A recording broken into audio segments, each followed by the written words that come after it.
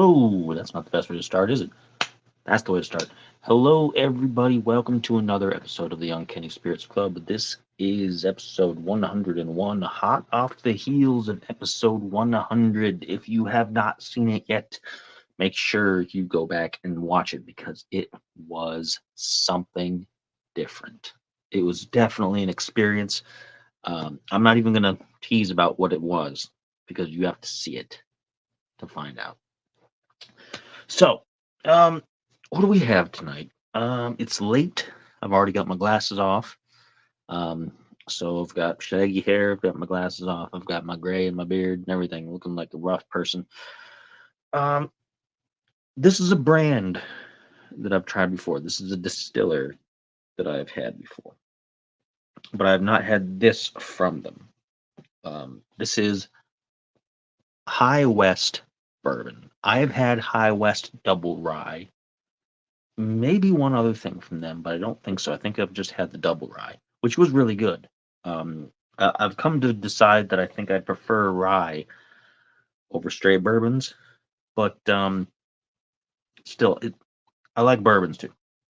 So um, I was in the grocery store, I was picking up some things, and I saw this, and I thought, why the heck not? Let me give some High West a revisit, since I have had their double rye, but I have not had their straight bourbon. So once again, this is their straight bourbon. It has a batch number that I can't really make out very well there. This is 46% alcohol, so that would be 92 proof. 92 proof. Let me put that down a little bit. So it doesn't look like I'm going off the screen every time I look down. And they are based in Park City, Utah. Nice little label there. They've got a nice little story on the back if you ever pick up a bottle. I was really impressed by their double rye.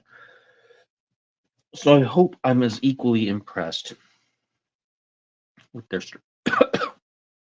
with their straight bourbon. Had some stomach acid come up. Had some spicy food earlier, some spicy chicken. So a little bit of stomach acid come back on me. Hopefully this doesn't come around and bite me. Um, this bottle was $36.99 at the local grocery store, which is a pretty good price. Um, the prices at my local store have been really good for some things lately. The Sazerac rye just showed up over the last several months. As of this broadcast, it's been several months. But it is in the 30 some range. I have the receipt because I got a bottle of that too while I was there. It is $30.99. And they also have in limited quantities, and not every time I went, only one of the several times I've been up there recently, they had some Buffalo Trace actually, and they kept it behind the counters, so you had to ask for it. It was up on the shelf still, so you could see it was there, but you had to ask for it, and it was a limit of like 2 bottles per person because people go insane for Buffalo Trace around here. It's not commonly available up here in Ohio for whatever reason, and people just buy it up by the box load, by the case load, and it's like 24 something. It's not even that expensive, which is another reason why people go nuts with it. So anyway, $36.99 at my local grocery store here in Ohio for this. Organic cork, not synthetic. Nice bourbon smell. It's got a dark color in the bottle. A deep dark red. In the glass, it's more typical. It's a more typical golden brown for a bourbon. So let's pop the bottle closed again. And let's see how this goes. I'm going to take a sniff. It smells like a bourbon. It smells a little bright.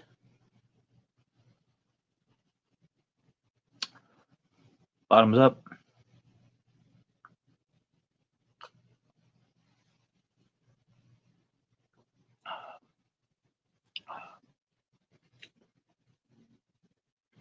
It's a little bitter. A little bit of bitterness. You definitely taste the alcohol. In contrast to some of the other flavors going on. It has a rather typical bourbon taste. It's very similar to things like Buffalo Trace. A little bit of buttery notes towards the end there on the tongue. A little bit of dryness. It feels like it's kind of drying me out a little bit.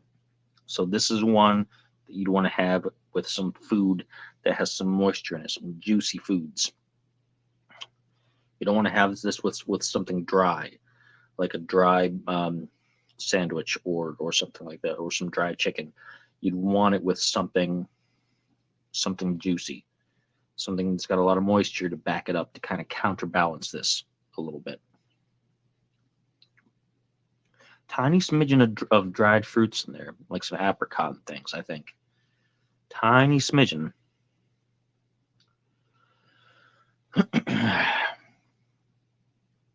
Let's give it another taste. Now that the first one has done its magic to the palate, and let's see what happens.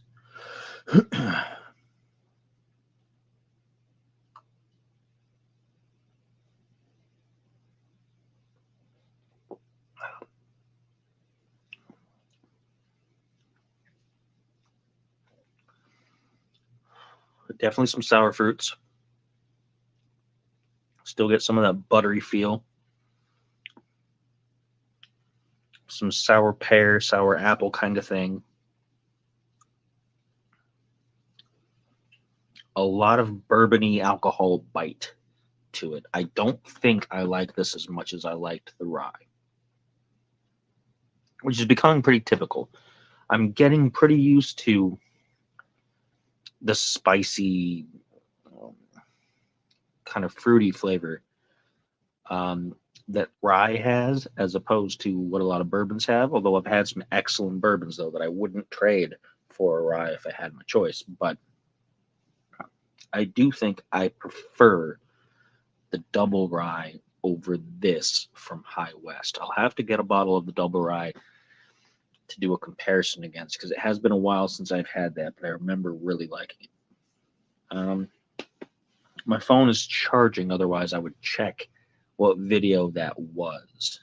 I might have had it as part of a taste comparison with a few other things, because that was when I was ordering most of my spirits, because the virus years had us all locked in our houses and we couldn't go anywhere, so I had to order everything.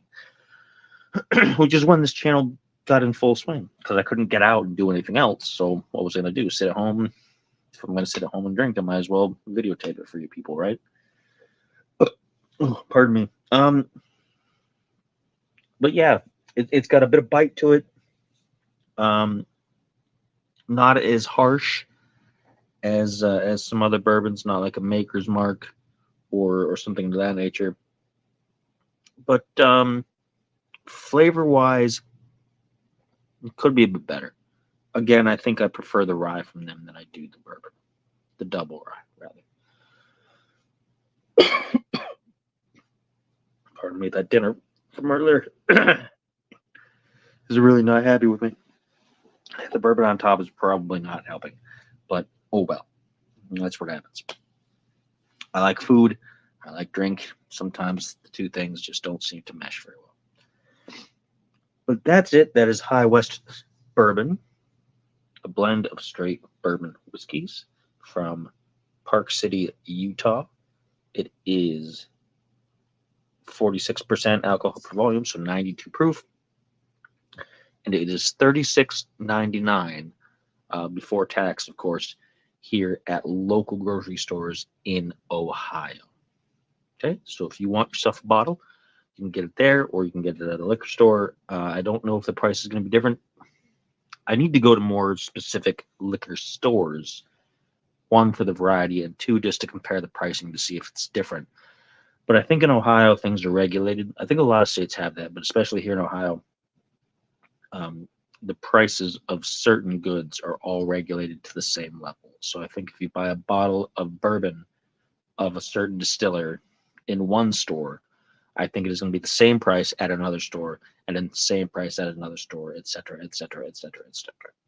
I think because we have a liquor control board that oversees all that kind of stuff. I haven't looked too deeply into that, and I should because here we are over 100 episodes in, and I've never bothered to really investigate it too closely. I just know that they set a lot of the rules and regulations and the licensing. But as it stands right now, standard grocery store pricing, $36.99 for the High West Bourbon here in Ohio. And while it's decent, the Double Rye is better, in my personal opinion. Take that what you will. And of course, till next time, as always,